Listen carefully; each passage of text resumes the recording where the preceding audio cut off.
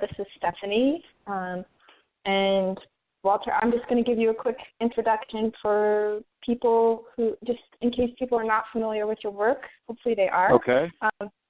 So Walter Johnson is the Winthrop Professor of History and Professor of African and African American Studies at Harvard University.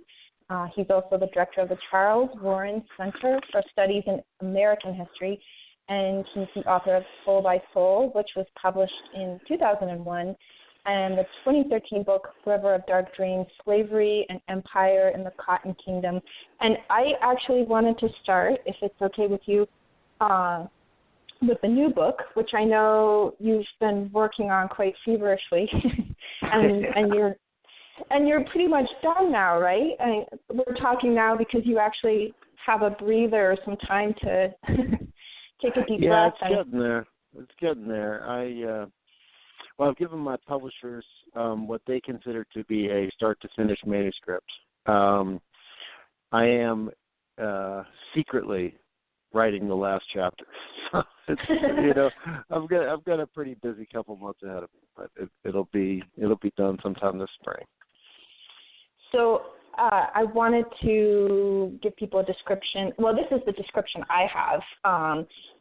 It's talking about the central role of St. Louis in the imperialist and racial capitalist history of the United States from Lewis and Clark to Michael Brown, which is quite a spread of history. So maybe we can talk a little bit. We can maybe start with Lewis and Clark and touch on Ferguson and some of the stuff between. I know you spoke with Percy Green, and I definitely want to talk about that because he's amazing. Terrific. But yeah. So maybe we can start with Lewis and Clark and York. Well, yes. I mean, the idea of the book is really that a lot of the things that we consider to be the central events in the history of the United States turn out to have happened in or been staged from St. Louis. And so the real question is just why? Obviously beginning with Lewis and Clark. And so that chapter is less about the expedition per se, although there's quite a bit about the expedition in there, than it is about the Clark's role in the subsequent history of Indian removal. So after the expedition, Clark became the the commissioner of the United States Indian Agency, and sitting in St. Louis, in his home in St. Louis, he supervised the removal of the eastern tribes. And so probably about 80,000 people moved off of hundreds of thousands of acres of land. So people from the upper Midwest and states to the east of Missouri. And so part of the idea is just to think about the history of St. Louis in the 19th century, in particular, in relationship to the Indian Wars. I mean, that St. Louis was obviously a center of the fur trade up through the 1840s, and it was also the seat of the Western District of the U.S. Army. The Western District Command was at Jefferson Barracks, and so all of the Indian Wars, all of the Western Indian Wars, up through the Civil War, were staged out of St. Louis, and the city continued to have a very prominent role in the Indian Wars of the 1870s, 80s, and 90s. And so I think that the first story in there really is the story of St. Louis as an imperial hub. Mm-hmm. Well, and I think. And correct me if I'm wrong, your work really brings things like literally to ground. You talk a lot about the connection of people to land, to like streets, and St. Louis seems to excel in erasure, or, they're like big mounds, which was just uses. No, that's right. Yeah. there's a lot of erasure, and I think part of my method, if you could call it a method, has been to try to learn from the city itself in a kind of uncanny way. And so, if you come back to William Clark. So William Clark lived on a place that's called Beaver Pond in the 19th century, and it was a farm on the really out past the western outskirts of what was then the city of St. Louis. And Beaver Pond turns out to be in what is today Pine Lawn. And there's episodes that happen on Beaver Pond with Clark. That's a place where he signs a lot of these removal treaties, which make promises of land grants and annuities to Eastern Indians in return for them vacating the land that they're on. So really sort of treaties that turned ethnic cleansing into a kind of a charade of national agreement. And Beaver Pond is a place where his farm of Beaver Pond is a place where he entertained Washington Irving, but also entertained Robert E. Lee. So, at some point, I think it's maybe 1834, there's a dinner party where William Clark, the explorer, is having Robert E. Lee, the future general at the head of the Confederate Army, over for dinner. So these sort of incredible concordances. But Pine Lawn, of course, turns out to be incredibly important in the history of the Second World War, where the largest small arms ammunition manufacturing plant in the world was, where a series of protests brought by the March of Washington movement, supported by black communists, supported by other communists, were staged for employment in that area. And then Pine Lawn is where Paul McCulloch, the policeman killed in Pruitt-Igoe housing project, I think in 1962, the father of Robert McCulloch, lived. Robert McCulloch grew up in Pine Lawn, and of course Pine Lawn is where Michael Brown's father is from. And so for me, it's that there's something about that kind of overlay where I don't want to be goofy about it, but where I feel like this city is telling us something. I mean, in the same way that the city's telling us something that Dred Scott is buried on West Florissant Avenue, about a mile and a half from where everything jumped off in Ferguson in 2014. And so what I'm trying to capture in the form historical narrative is something of that kind of uncanny sense that I have when I'm in St. Louis. And that word uncanny, as soon as you used that word, I was like, that's such a perfect word for St. Louis, because I mean there's that cliche about St. Louis being a small town and a big city at the same time, but I think it does go beyond that. And since you've talked a bit about North County, I did want to touch a bit on the municipal courts, because I think there's a connection, maybe a little bit tenuous, but in River of Dark Dreams, you talk about, just the economics of, and those municipal courts. It was a lot of these cities, Ferguson included, they were funding their city by, throwing people in jail, basically, for parking tickets, primarily African-American people. I mean, it was just a variation on a theme. So, North County was built on, on the backs of its black residents in this other way, I feel like. And that connects with Cookie Thornton as well. Right. So, I mean, that's actually how I first started to pursue this as an intellectual project. So, I'm not from St. Louis. I'm from Columbia, but I had traveled to St. Louis a number of times in my life. I have an uncle and aunt with whom I'm very close. So I visit a lot. But I have been telling students I suppose I could literally say at this point I had been telling students for decades that 19th century St. Louis was the most interesting place in the United States, because it's at the juncture of these two river systems, of the Mississippi system and the Missouri system, of the slave plantation system and the Indian frontier exchange and then imperial system. But I had never really thought about working on St. Louis myself until the fall of 2014. And what happened is that I had been invited in 2013 to give a keynote address to a graduate student conference at Washington University. And, you know, like most people, I had waited to the last minute to write my paper, and this was to be in October of 2014. And so after Michael Brown got shot and things jumped off in Ferguson, you know, I knew that I had to say something about that. I wasn't going to go to St. Louis and not address what was happening.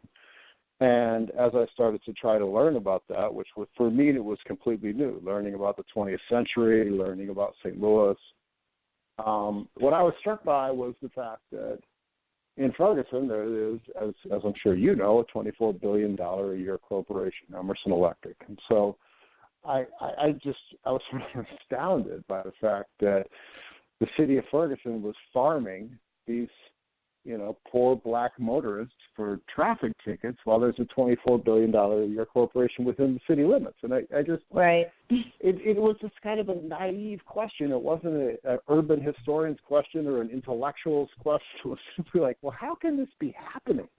You know, what's the story here? And so part of my learning process then was to learn about the history of the municipalities and the way that a lot of those municipalities were really founded in the 60s and up through the 70s as they were basically excuses to have zoning codes. Mm-hmm. And the reason that zoning codes are so important is the zoning codes were a way to keep out multiple family housing, or you set a minimum lot size. And some of these lot sizes were extraordinary. I mean, there were areas of Ladue where you had a minimum lot size of 3 acres. And I have to admit, one of the things that had always struck me in visiting my uncle, who lived in University City and then lived in Ladue and then lived in Clayton and now lives in University City, was how large some of the yards in his neighborhoods were. And you know, I'm from Columbia, like I'm from the country, and I couldn't understand how it was that people in the city had lots that were that big. And so it was only, you know, when I began to learn the history that I began to understand that, well, you know, the reason that they had these huge lots is that they were zoned that way so that only wealthy people could live in the neighborhood. And so, you know, so it was, that was my kind of process of coming to, at least to the first piece that I wrote about St. Louis. And then, you know, I worked a lot on that. It was a kind of a labor of, I mean, I guess I thought of it as a sort of a citizen journalistic piece. You know, it was meant to be an activist piece rather than an academic piece. But as I learned more and more, I just thought, well, there's, you know, it began to strike me what I said at the beginning when we were talking, just how many of the things that I had learned about or even taught about in American History Survey, whether it's Lewis and Clark or Missouri Compromise or Dred Scott or, you know, the emergence of the liberal Republican Party, all these events in the 19th century, but then up through the East St. Louis race riot, or well, what I guess is I would really call a massacre, because that's what African-American activists and journalists at the time called it, or the Shelley versus Kramer, or the Blackjack case, or, you know, Green versus McDonald, all these things that are considered crucial events in the history of the United States, they all happen in St. Louis. And so that was really the process by which I came to writing the book. My wife would tell you a different version of that story, which is basically that she was saying to me for a year, you know, you should write a book about St. Louis, and I was, you know, coming up with excuses or other things that I was going to do. And, you know, one day I announced to her, you know what I'm going to do? I'm going to write a book about St. Louis. I got this great idea. She was like, yeah, you know, that's what I've been saying. You should write a book about St. Louis.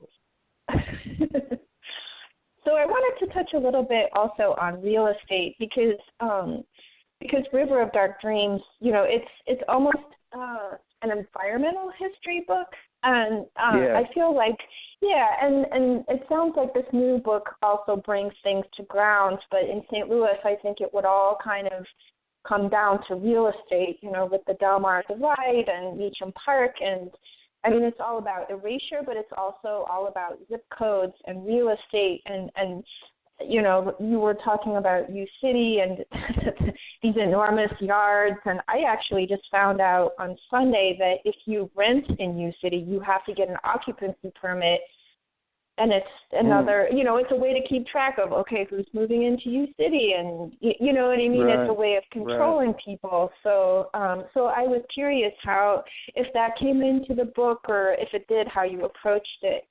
Yeah, I mean, I do. I think particularly in writing River of Dark Dreams, I developed a very, very spatial sensibility in the way that I think about history. And this book has a lot of that in it. It's a different kind of book in the sense that River of Dark Dreams is a really, really dense treatment of a finite period of time. And while the amount of time between, Lewis and Clark and Michael Brown is finite, it's a lot larger sweep. And so some of that density is not. There's just more. There's much more of a kind of a narrative flow to this book. It's a little bit more propulsive in its kind of forward motion. But that said, it is really a book that is fundamentally at bottom about race and power and space and capitalism. What I call, I'm going to try and make the case in the book for calling it this, racial capitalism. And what I want to say about, what I'm trying to say in the book is that racial capitalism, different sorts of racial capitalism, always have a spatial character. So the fur trade has a spatial character. Indian removal in order to mine lead in Galena, which is the backbone of the defense industry at the beginning of the 19th century, has a spatial character. Indian removal in order to set up farms for white people has a spatial character. Fears of free black people that are removalist has a spatial character. And so follow that all the way up. The massacre in East St. Louis is a removalist massacre. So one of the things I try to talk about there is that existing accounts really focus on the violence in the downtown in East St. Louis. And the reason they focus on the downtown is because that's where the newspapers were. That's where the reporters were. That's what they wrote about. But when Ida B. Wells came to East St. Louis on I think the 4th of July of 1917, she went to the neighborhoods. She went to the neighborhoods where African-American houses had been, and what she found there is that thousands of people had been burned out, that this was a massacre of black working men, but even more than that, it was an attack on black families. It was an effort to drive black people out of East St. Louis. And in the book, I try to frame to frame a long history of black removal efforts at what I think is actually a particular strain of American anti-blackness, a removalist strain that I think is a Western strain, and I think is at the heart of the history of St. Louis. And so that's the efforts of the Republican Party in the 1840s and 1850s, and it's East St. Louis, and it's Mill Creek Valley, and it's the destruction of Pruitt-Igoe, and it's the sorts of containment that go on around holding the line between the city and the county, or at containing Meacham Park, even while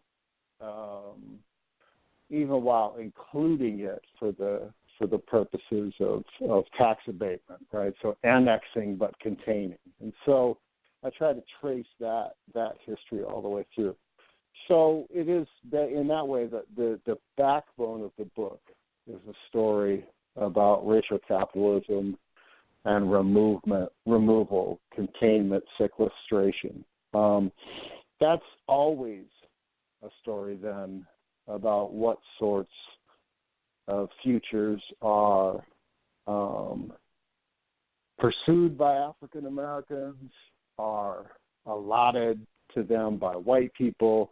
It's always about, because it's always about the future, it's always a story also about gender, sexuality, and reproduction, about the kind of control of the future of black people in St. Louis. Mm-hmm.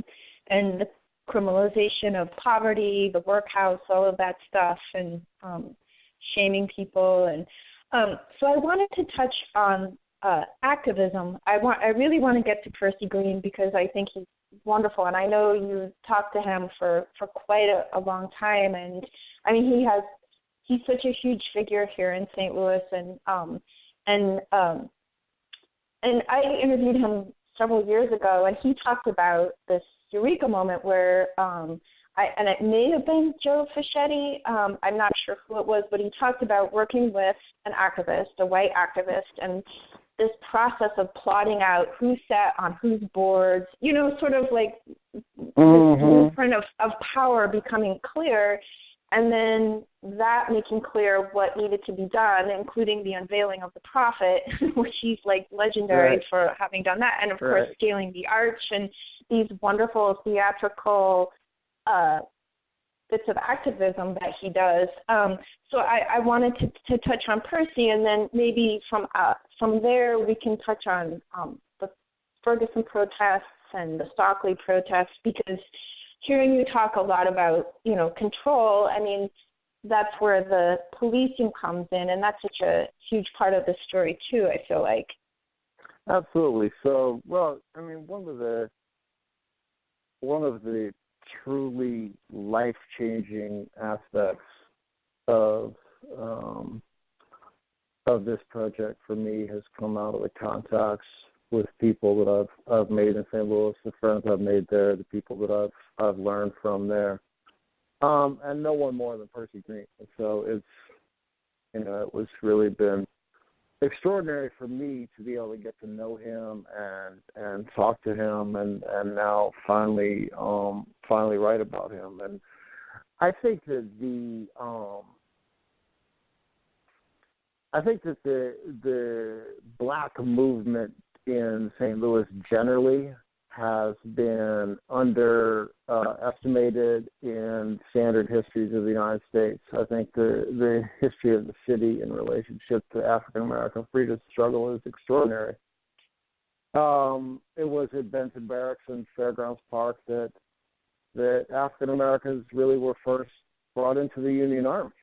And then, the Funds and Nuts strike. I mean, the strike of Funds and Nuts in 1933 should be something that every single student of American history knows backwards and forwards. I mean, that, a strike of perhaps as many as 2,500 African American women at the largest employer of black women against the largest employer of black women in the city, where black women led the strike and in alliance with communists, and they won the strike. I mean, it's an unbelievable event. And, follow that down through the 1940s. The first citizens of the United States were in St. Louis at the downtown department store Lunchtown is in St. Louis. And so we conventionally date that to 1960 in Greensboro. But they were doing it in St. Louis long before that. With that background, I think that Percy Green is actually a figure who should be understood as having that same kind of magnitude. I think that one of the things that was unique, well, I don't want to say unique, but one of the things that was exemplary about the struggle in St. Louis in the 1960s is that there was always a focus on economic justice coming out of the Jefferson Bank struggle, and that was a big focus of action. So and so that while we have in the dominant civil rights historiography a kind of hand-wringing and almost anticipation of King getting to Memphis and embracing the struggle of the garbage workers and beginning to move towards economic justice. I mean, that was at the center of the struggle in St. Louis from the 40s on. That was at the center of the March on Washington movement struggle, the strikes at the demonstrations at Small Arms, and at the center of what Percy was doing. And then the other thing about Percy Green and action is just the extraordinary kind of comic creativity.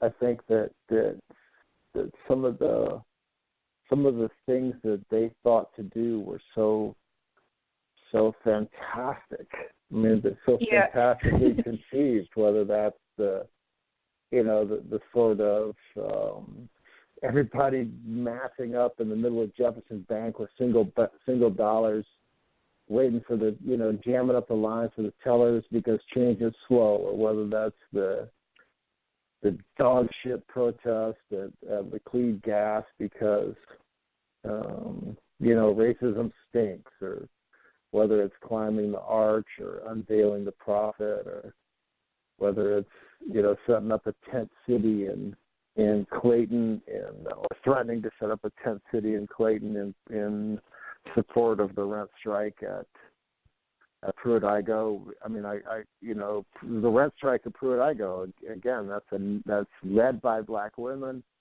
It's the first rent strike in the history of the United States. It's something that really should be, understood as part of the dominant, the sort of mainstream historical narrative, and that's where I think Percy Green belongs. I think that I have the greatest amount of admiration for him. I think that I think it's a scandal in a way that he's not better memorialized in the city of St. Louis, and people have all kinds of excuses for that and reasons why. I think that the failure to really lift him up by what he would call certain elements of the power structure is, I think it's deeply unfortunate and noteworthy. And again, it's part and parcel of the way the history of Black St. Louis, I think, is under memorialized in the material fabric of the city. Absolutely. And as you were talking about the rent strike, another thing kind of came to mind, which is the Black Artists Group, who, I think the arts and activism has always been entwined in the city. And they did a sort of a bread and puppets show in the big courtyard at Pruitt-Igoe. And, of course, the Black Artists Group, you've got like Hammett Blewett and Julia Temple and all these people who go on to be these huge figures in the New York jazz scene, and they're completely intertwined. They did this big dance production called Poem for a Revolutionary Night, and and Percy, I feel like, is maybe kind of in that tradition as well, with these creative protests. And then, you can take that all the way up to Ferguson with the mirror casket that's in the Smithsonian now. And I don't know if maybe we can switch to Ferguson now a little bit, because, I think there's a natural... You have to send me some citations on the performances in Pruitt-Igoe, so it's really interesting. I don't know about that, so you're going to have to fill me in.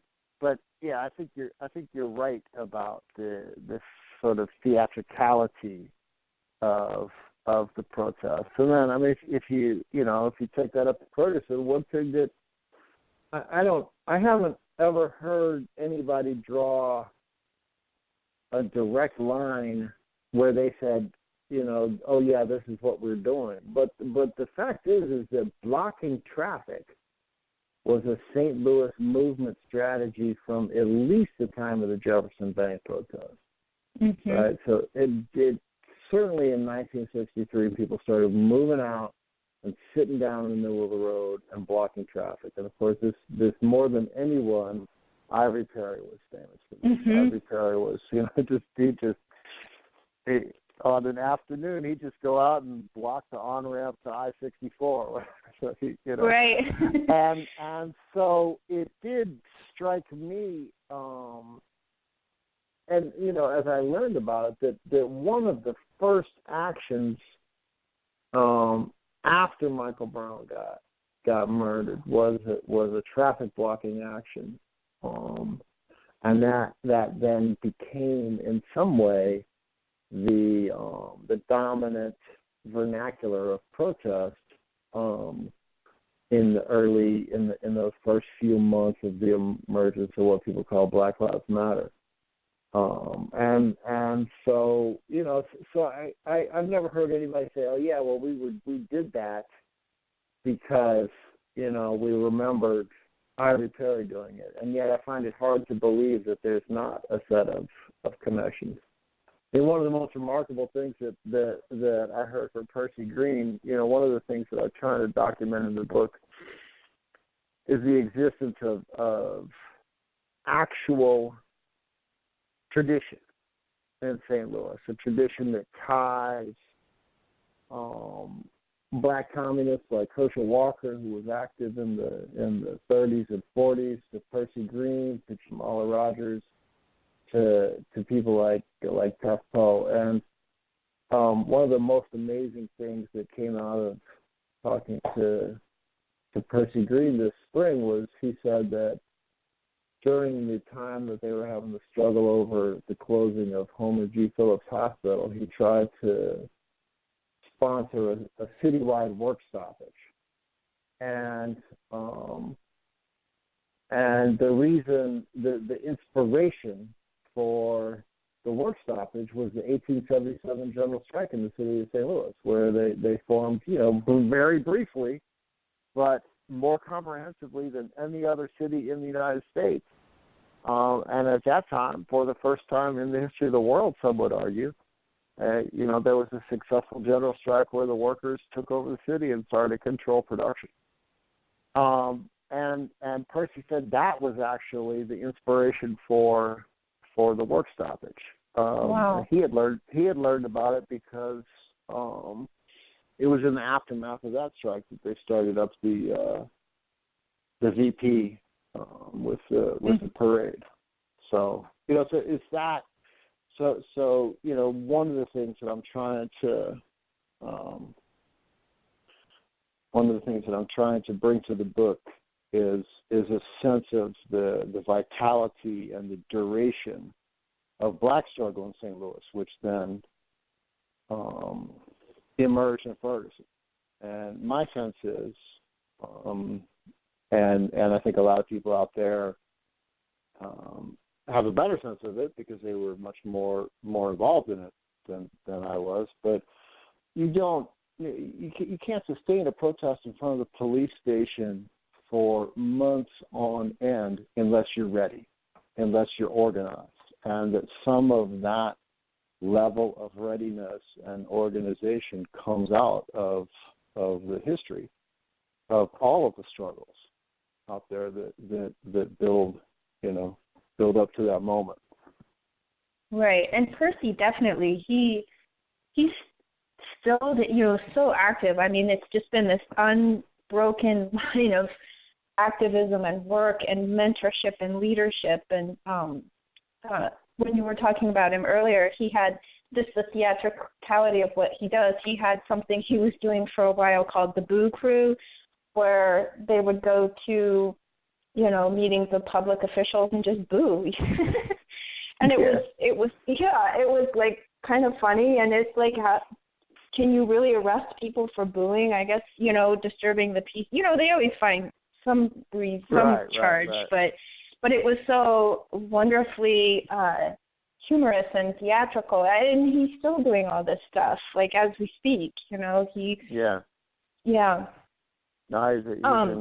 a treasure. Absolutely. So I wanted to maybe talk about the flip side of that, which is, and maybe this isn't quite so uplifting, but I wanted to touch on the hashtag #ArchSoWhite, because you had written about this, and, there's this echo, like all this stuff that Percy was protesting when the crew working on the arch was completely, Caucasian. And then when the new arch grounds opened and they had that picture on social media and it was, all white people, it's like, there's a reason why this, why he's still so active. I mean, there's that flip side of it, like a lot of these, things that people have fought against for so long are still here in other forms, and some unconscious, others not so unconscious. Yeah. I think that's right, and I mean, I think that, my response to that was actually a fairly narrow response, and it was simply a concern with the fact that the history of Black St. Louis is just not memorialized in the city of fabric. Right. And so Jamala Rogers and I had a piece in the Post-Dispatch that just went through a couple of the sites downtown. I mean, the first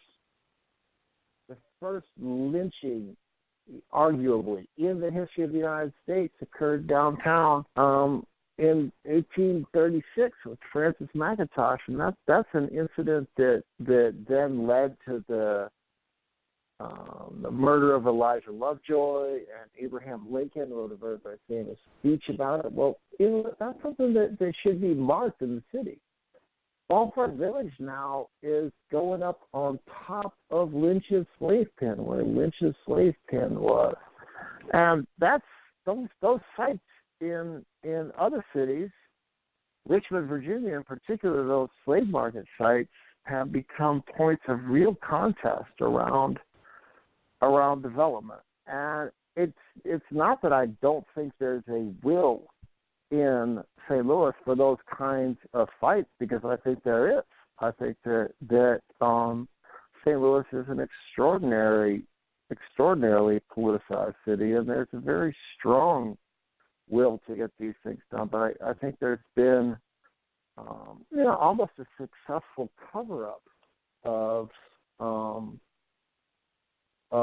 Black history as far as public memorialization. And so that struck me at that arch moment where they did this ceremony, and it really did seem to me at that moment that was the moment for somebody to say, and people did say it, not only me by any stretch of the imagination, that we need to, why don't we have a statue of Percy Green down there?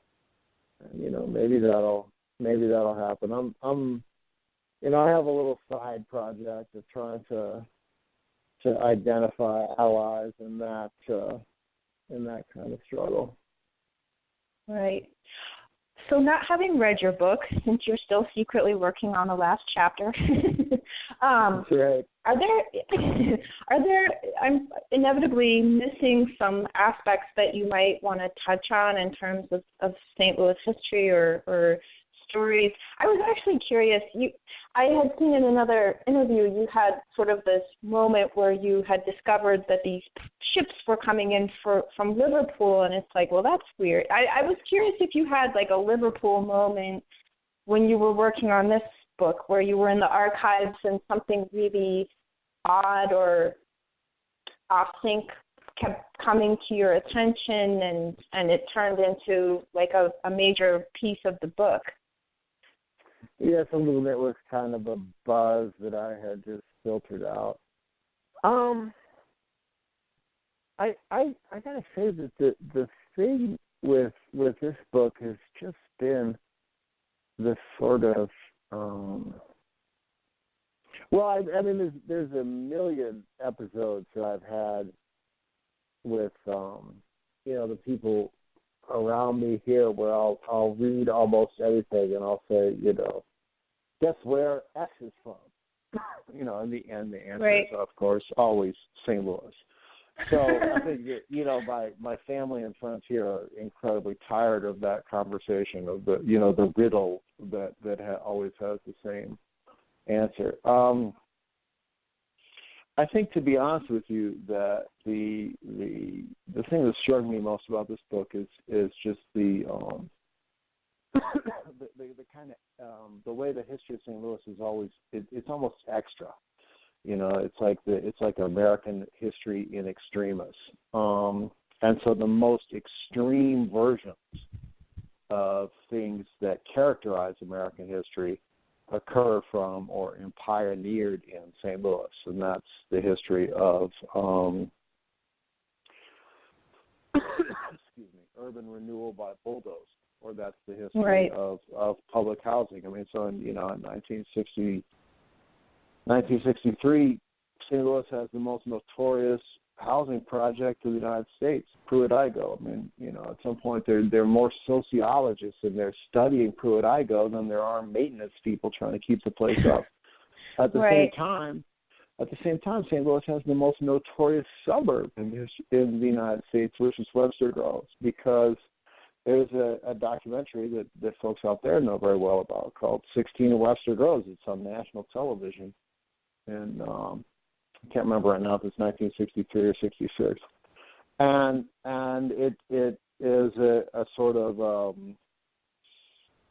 Charles Corral, uses Webster Groves as an exemplar of a certain kind of suburban sort of self-satisfied insularity. So there, in the middle 60s, you have the most famous housing project and the most famous suburb, white insular suburb in the United States that are whatever they are, 6 miles from one another.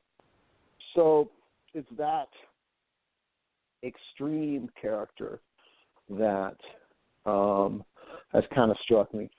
A lot of that, and this is something that I try to bring through the book, is something that you alluded to earlier, and it's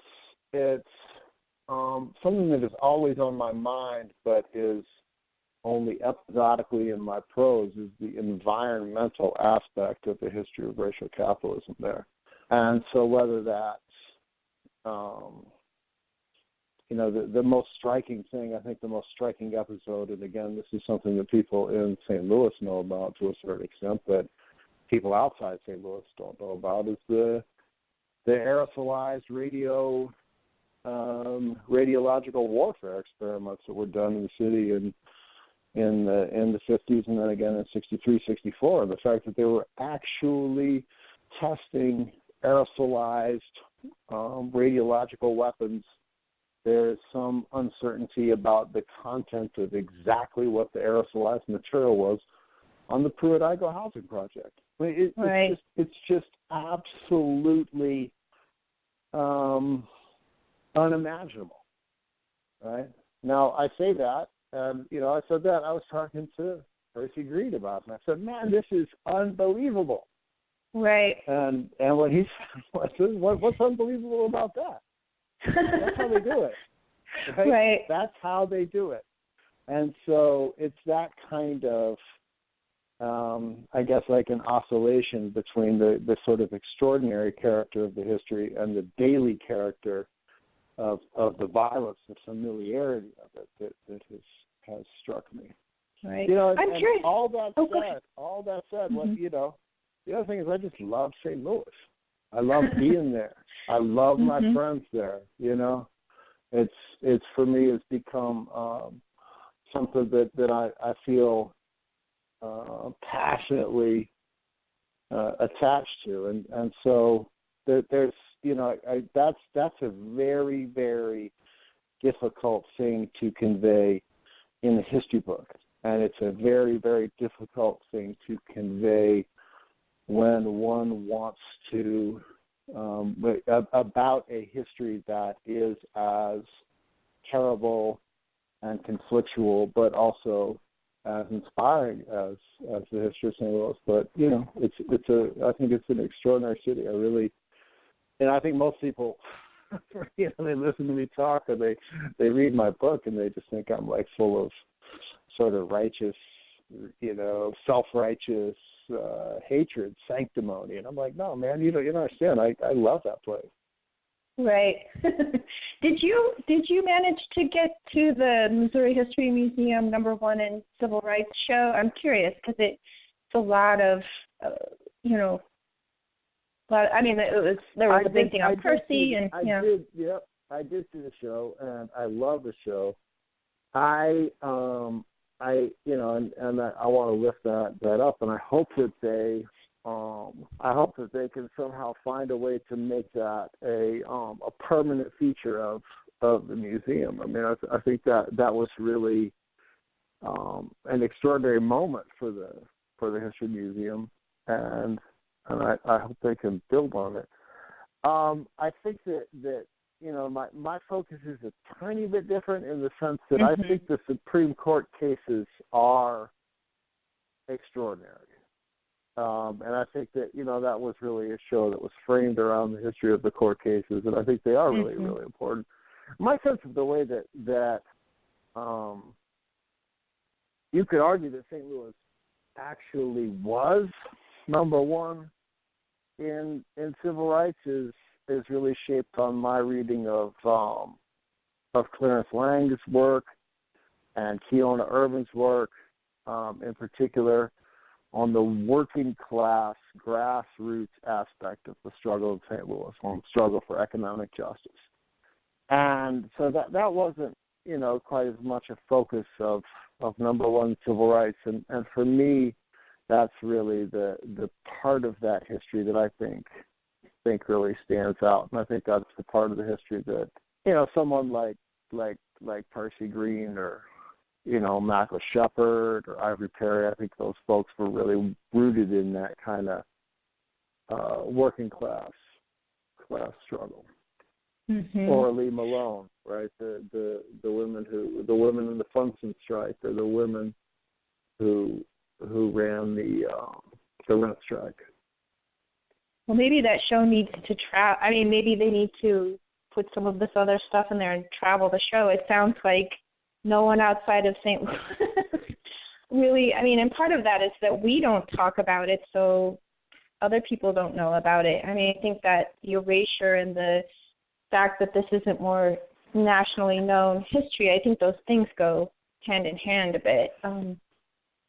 That might be right. I think it might be that one could make the argument. I think everybody in Missouri, I certainly did when I was in Missouri, you feel kind of ignored by the kind of coastal elite media, So, like, if there's a snowstorm in Boston now and there's 6 inches of snow, it's national news. But, y'all could have 36 inches of snow and, it's not news anywhere outside Missouri. So, right. You kind of extend that example.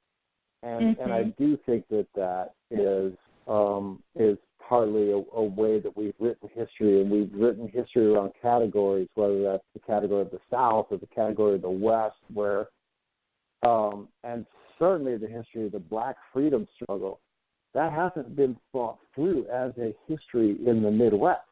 And yet so much of that history happened in the Midwest. It happened in Detroit, it happened in Chicago, it happened in St. Louis.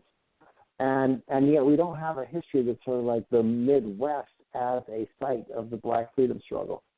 And so what I hear you saying is that perhaps one of the ways that elites in St. Louis, who are the people who feel the most ignored by coastal elites because they're the people who have some degree of contact and some degree of, jealousy of, aspiration, competition with coastal elites, maybe what they could do is like really invest in this aspect of lifting up the Black freedom struggle in St. Louis, which was so singular, and that would be, a way to increase the visibility of the city in the national narrative, which is always a concern there.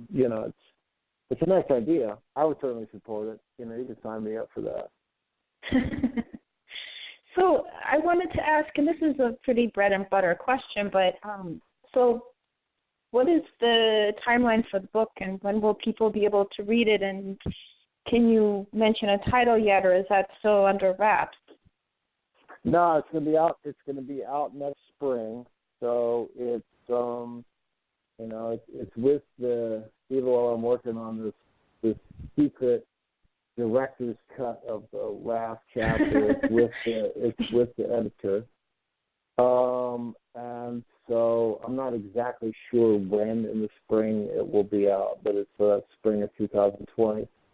The title right now is By the Rivers of Babylon, St. Louis and the Broken Heart of American History. And so the notion being that, St. Louis is the heart of American history, where these ideas were produced. And the Babylon piece is, I guess it comes out of my engagement with a certain Old Testament passage, which is it's from the prophet Habakkuk. It's called the Book of Habakkuk, and it's the Babylonian prophet.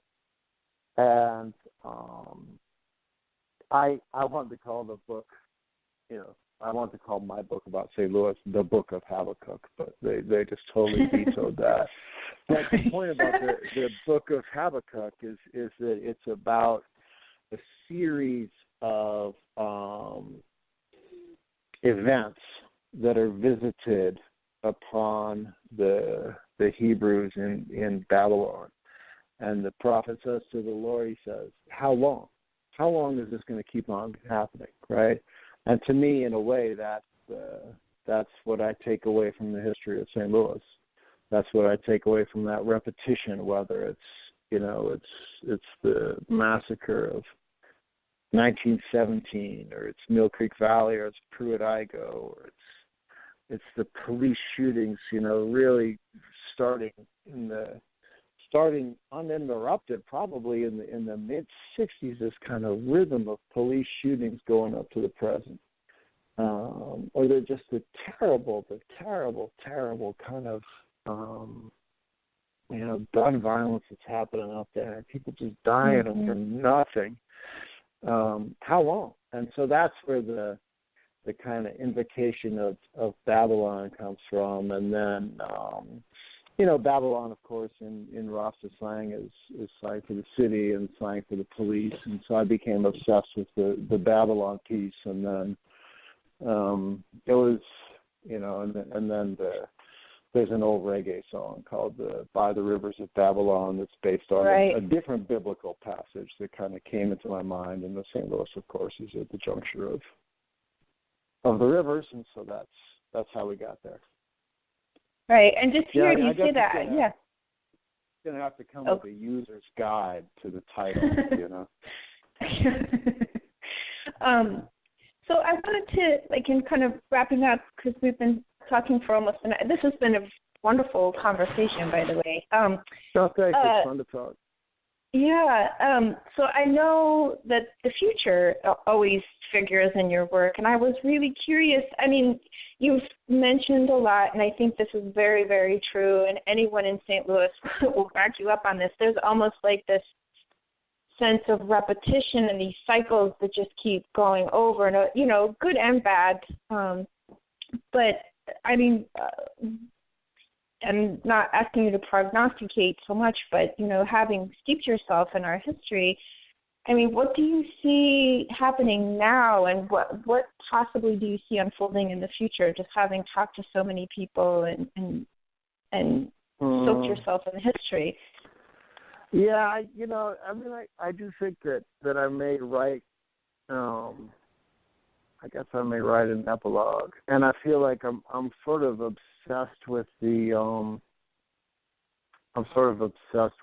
trash fire, the underground trash fire, and the Westlake landfill, which is a kind of a actually existing, slow-rolling, apocalyptic scenario unfolding in St. Louis, and in a way, to me, the thing that I want to juxtapose to that are these small moments of extraordinary hopefulness that I see in the city, and most people wouldn't put them on the same kind of scale, but I do. I actually feel like there are. I mean, I'm enormously inspired by Sylvester Brown's Sweet Potato Project, by listening to him talk about that, and you know, again, for me, it was a life-changing moment was to hear him say, people say that we're poor, but we're not. We're rich. Look at our children. Right? I thought, you know, for me, that changed my way of thinking about everything. And so this kind of the decency, the kind of effort to build a new type of a new set of relationships of how people relate to one another that I see in St. Louis, and I'm actually trying to participate in St. Louis in various ways. I see both those impulses there, that kind of the slow rolling apocalypse of the accumulated wrongs of the past, and then these sort of extraordinary, to me, moving and inspiring efforts to just figure out different ways of trying to be human together. I think those are probably the two things that I see, you know, that I would want to kind of try close out my book and that I see in the city. That's very St. Louis. That juxtaposition, I think. Yeah. And just, you know, to wrap things up, I want to send people to the work that you have out there already so they can kind of, you know, get a warm-up and be super excited for next spring when the new book comes out. So where would you, like, what would you suggest to people as an entry point for your work? Or should they just dive in wherever? Well, yeah, I mean, on the St. Louis thing, I had an article some time ago now in the Atlantic called Ferguson's Fortune 500 Company, which was about the tax abatements. That was probably in the Atlantic in like maybe in March of 2015. That's online. I've done some writing in the Boston Review. I've done a social theory piece about what is racial capitalism, how might we think about. And I actually had a piece in the Boston Review that was about the shocking protests. So I can't actually remember what that was called, but it was about Dred Scott and the shocking protests and the notion of what was probably called no rights which the white man is bound to respect. And I actually had a different Boston Review piece called Guns in the Family, which is a more autobiographical essay about growing up in Missouri, in a different part of Missouri. But you know, that's sort of like the piece of my heart kind of piece. You know, that's the more recent stuff, and then the books that you've mentioned, which are about the history of slavery in the Mississippi Valley. Right. So thank you so much and, you know, I should say, did I forget anything? Is there anything you want to throw out there to the world before we wrap up? I got to go on record in noting my tremendous debt to your producer, Mark Lohr, who is my St. Louis research assistant. And Mark is like that dude is a research demon. Yes, he is. Many of the things that I have mentioned today and many of the things that are in the book come out of stuff that he has either directed me to or helped me find. So I just want to go on the record and lift up Mark as well as everybody else. Yeah. All right. Yeah, but thank you all for having me on. Yeah, thank you so much, Walter, and thanks to Mark for engineering our show. All right. Okay. Take care. Bye-bye. All right.